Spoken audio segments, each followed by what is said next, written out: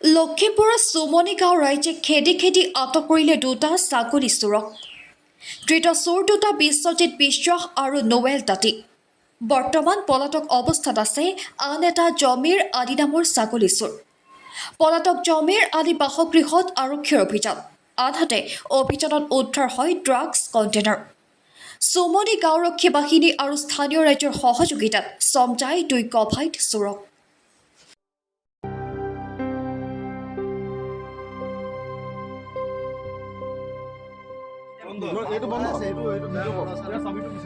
সন্দুকৰ চাবি নহ'লে তলা ভাঙিছে। ভিডিঅ' কৰি আছো মই। ভিডিঅ' কৰি আছো ছাৰ।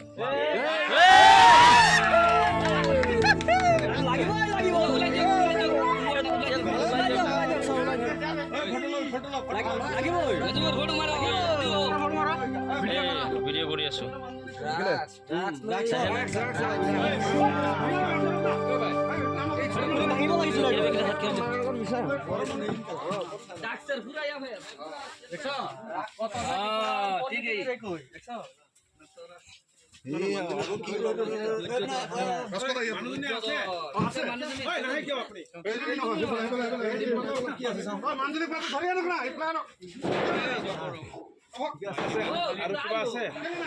নাঙি চাওক।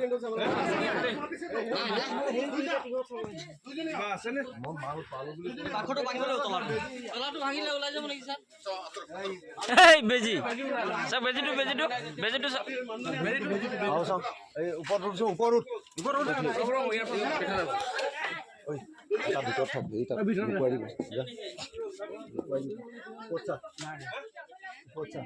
চিনৰ চালৰ ওপৰে চুপৰে ৰাখি দি দিছে। এই বাকচ এটা নেটৰ তলত ভিতৰত ওলাইছে। বাকচটোৰ ভিতৰত এতিয়া খোলাৰ পিছতে দেখা যাব কি ওলায়। এই তলামৰা আছে, নেট দি ঢাকি থৈ দিছে, জাল দি পেলাই। এইটো কি আছে? এইটো বাহিৰত ঢাকি থোৱাৰ কাৰণ কি? তলা ভাঙক, ভাঙক ছাৰ, ভাঙক।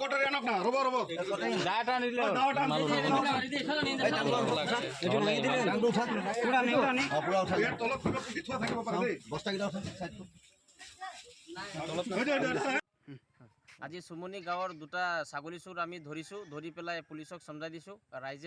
আমি গোটেই ৰাইজে আৰু গাঁওৰক্ষী বাহিনীৰ লগতে পুলিচক চমজাই দিয়া হ'ল। এটা ছাগলী চোৰ জমিৰ আলী নামৰ ছাগলী চোৰটো পলাই দিছে।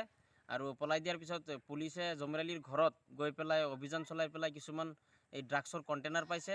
লগতে আৰু কিবা কাঁহৰ এটা হেৰিৰ ভিতৰত ভৰোৱা বাচন বৰ্তন পাইছে। জমিৰ আলী বৰ্তমান পলাতক অৱস্থাত আছে আৰু চিলনিবাৰী পুলিচ প্ৰশাসনে তাক ধৰিবৰ কাৰণে আপ্ৰাণ চেষ্টা কৰি আছে। আৰু ৰাইজে যদি কোনোবাই জমিৰ আলীক দেখে তেন্তে চুমনি গাঁওৰক্ষী বাহিনীক অৱগত কৰিলেও হ'ব। অন্যথাই চিলনিবাৰী থানাত যদি জাননী দিয়ে তেতিয়া বেছি ভাল হয়। মানে যেনেকৈ পাৰে জমিৰ আলীক ধৰি আমি থানাত চমজাই দিব লাগে। জমিৰ আলী এৰেষ্ট হ'ব লাগে। জমিৰ আলী বিখ্যাত চোৰ, ড্ৰাগছৰ লগতো জড়িত। জমিৰ আলীক ধৰিব লাগে।